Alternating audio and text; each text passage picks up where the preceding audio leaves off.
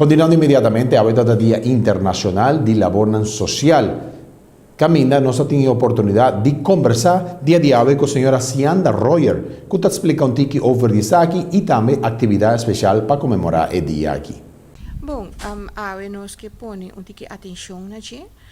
Internacionalmente não tem lema, pero stichting não a escolher para pôr o lema estimulando o profissionalismo dentro do trabalho social.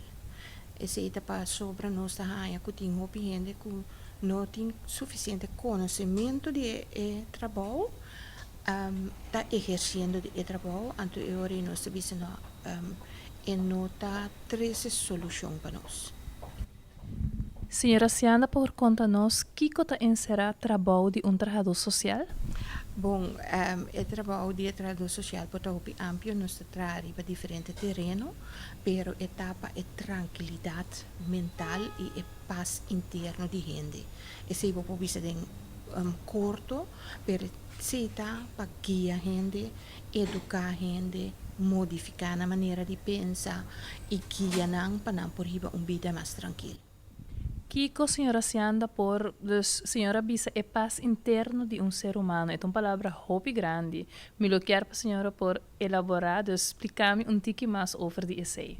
Bom, paz interno, é verdade hobby grande, mas sobretudo é paz natural que você tem espiritualmente. Esse nós não trabalhamos riba, nós respeitar de cada gente sim. Nós não trabalhamos no terreno pero tem preocupação por gente tem, preocupação diária com mita biba, com mita come, mita criba mi cabeça, com mita educar mi yunang, que como tem que fazer para me trabalhar, como me tenho comportar me mesmo em comunidade, como me tenho comportar me mesmo para com outra gente, como me tenho tratar outra gente. Então tudo coisa não pode ter preocupação para gente. Então esse é nosso trabalho aqui. Senhora Sanda, por conta-nos pouco de Stichting de Fundação Now? Bom, Stichting Now é uma fundação que agora que por mês de dezembro nós temos 5 anos e 2 de laatste anos que nós estava mais bezig a trabalhar internamente para fortificar certo coisa, ser aliança com outro grupo nós não assali a forma já hopi mes, pero o dia aqui se nós não quer lá vai perder.